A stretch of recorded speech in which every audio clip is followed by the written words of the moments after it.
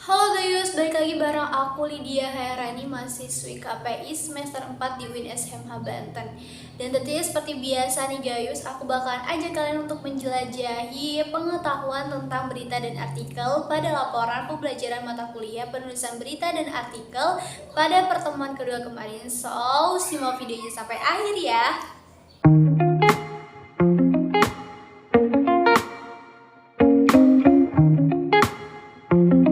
Gayus, gimana nih kabarnya? Semoga sehat selalu ya. By the way, Gayus, kemarin pada pertemuan kedua di mata kuliah penulisan berita dan artikel yang diampu oleh Bapak Dr. Adi Kusuma SIKOM MSI, baru saja menerangkan tentang pengantar dari berita dan artikel itu sendiri. Kira-kiranya Gayus yang di rumah tahu nggak sih pengertian atau definisi dari berita itu apa? Menurut beliau, berita adalah suatu laporan dari sebuah kejadian penting yang bisa menarik perhatian umum. Dan ternyata Gayus, berita itu memiliki 4 jenis loh. Yang pertama adalah jenis soft news. Jenis soft news itu jenis berita seperti apa sih? Gayus tahu gak sih, soft news itu menurut Pak Adi adalah berita yang dibawakan secara santai, tidak menggunakan segmen khusus atau bahasanya juga tidak begitu formal.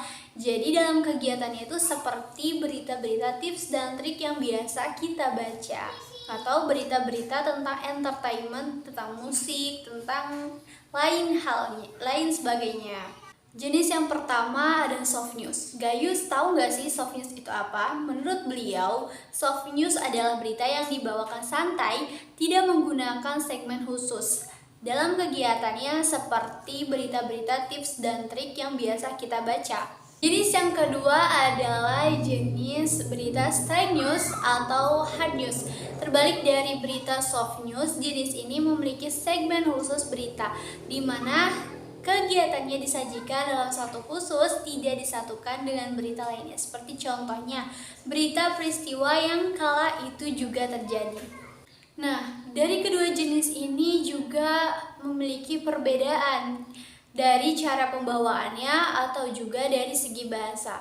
Hard news menggunakan bahasa yang formal, sedangkan soft news bisa saja menggunakan diksi tambahan di setiap kata-katanya. Ketiga adalah jenis berita feature news. Berita ini pembawaannya seperti sebuah cerpen, namun terdapat data dan fakta yang ada yang dapat dipertanggungjawabkan. Contohnya seperti storytelling. Keempat, ada in-depth news. Nah, pada berita ini, sebuah berita disajikan dengan investigasi yang mendalam pada suatu isu seperti tokoh publik. Contohnya adalah acara Mata Najwa, patroli, dan lain sebagainya. In-depth news ini harus sesuai fakta, objektivitas yang mendalam. Dan jenis berita juga memiliki nilai-nilai. Seperti yang pertama adalah magnitude. Magnitude atau magnet itu artinya adalah ketertarikan.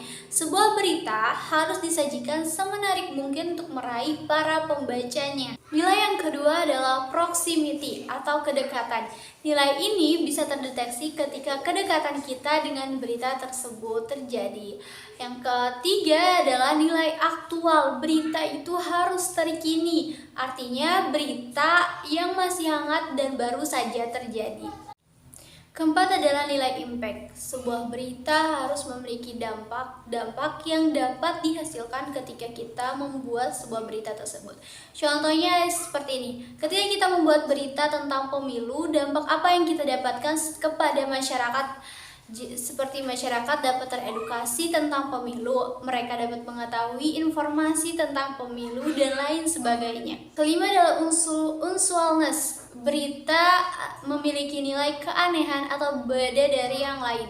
Berita yang tak lazim atau unik contohnya adalah sebuah bencana alam, seperti adanya angin tornado di suatu wilayah. Berita bernilai human interest, artinya berita membuat orang tertarik untuk membacanya. Kemudian adalah berita bernilai konflik seperti perdebatan, kasus, ricu, dan sebagainya. Kemudian ada berita bernilai surprising atau kejutan. Kemudian ada berita bernilai seks. Seks di sini artinya adalah ketertarikan lawan jenis, seperti berita tentang kisah cinta para artis atau hubungan suami istri atau perceraian dan lain sebagainya.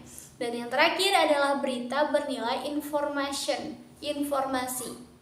Selanjutnya, selain nilai-nilai berita, berita juga memiliki syarat. Pak Adi menjelaskan adanya 5 syarat dalam berita, seperti berita itu harus aktual, harus terkini, harus faktual sesuai dengan fakta yang ada, kemudian harus penting, menarik, dan juga seimbang. Jadi ada 5 ya syarat untuk berita.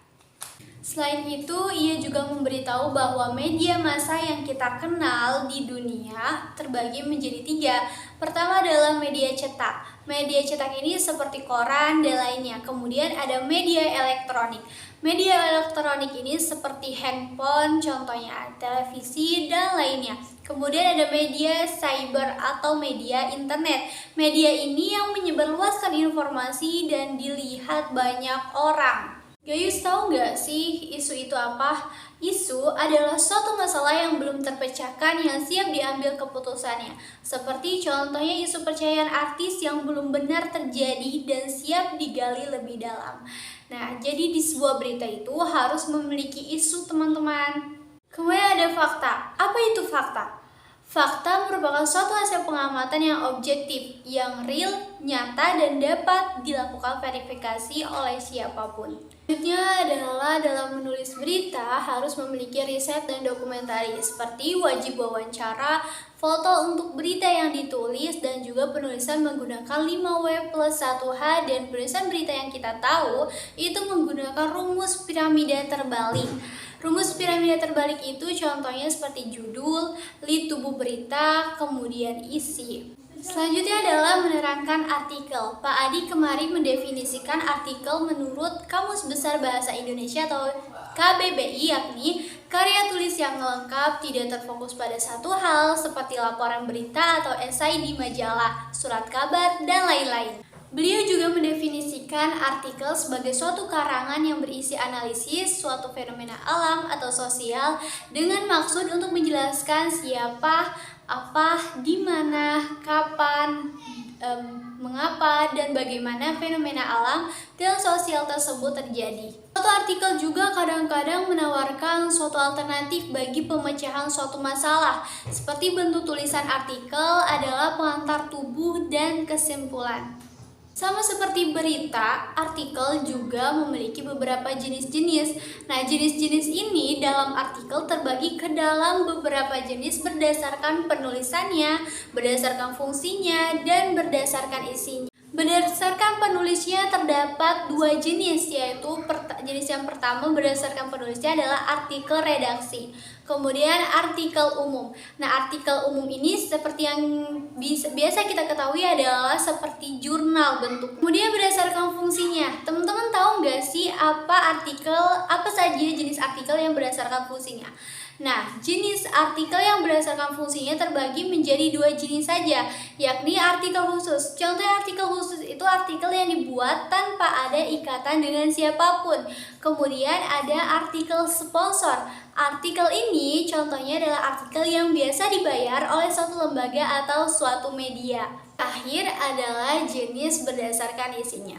Jenis berdasarkan isinya itu terbagi menjadi 5. Yang pertama adalah jenis eksploratif. Eksploratif itu artinya adalah tulisan artikel yang menggali lebih dalam terhadap suatu isu seperti kecurangan KPU atau korupsi suatu daerah yang harus ditelaah lebih dalam. Kemudian yang kedua adalah artikel ekspansif. Artikel ekspansif ini artikel yang jelas namun tidak menjabarkan lebih dalam. Tidak seperti artikel eksploratif tadi. Dan yang ketiga adalah artikel deskriptif, artikel yang hanya sebatas deskriptif atau narasi saja. Kemudian yang keempat adalah prediktif. Nah, artikel prediktif ini biasanya tulisan yang berupa dugaan atau meramal. Contohnya seperti analisis prediksi turnamen bola. Kemudian yang kelima, yang terakhir adalah artikel jenis preskriptif. Jenis ini adalah tulisan yang memiliki langkah-langkah dan panduan. Selain itu, untuk membedakan mana artikel, mana berita, di sini artikel memiliki 9 ciri-ciri. Perhatikan dengan baik-baik ya. Pertama adalah lugas. Ciri yang pertama ini lugas, artinya tidak bertele-tele. Dan yang kedua adalah logis, maksudnya adalah tulisannya masuk akal.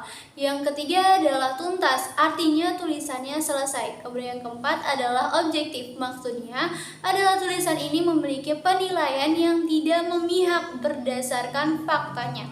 Kemudian yang kelima adalah cermat, maksudnya adalah tulisan artikel ini teliti. Kemudian yang keenam adalah jelas. Yang ketujuh tidak melibatkan emosi berlebihan. Kedelapan adalah terbuka atau tulisannya yang transparan. Kemudian kesembilan adalah menggunakan bahasa baku. Namun sebelum kita lanjut nih Gayus, tahu nggak sih apa perbedaan terbuka dengan objektif?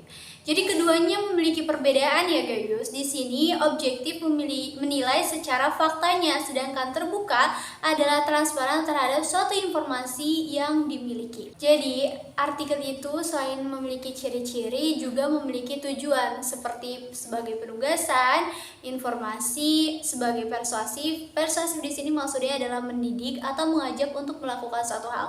Kemudian ada entertainment atau hanya hiburan semata. Kemudian sebagai eksistensi, penulisan ditujukan sebagai tetap terjaga keberadaannya.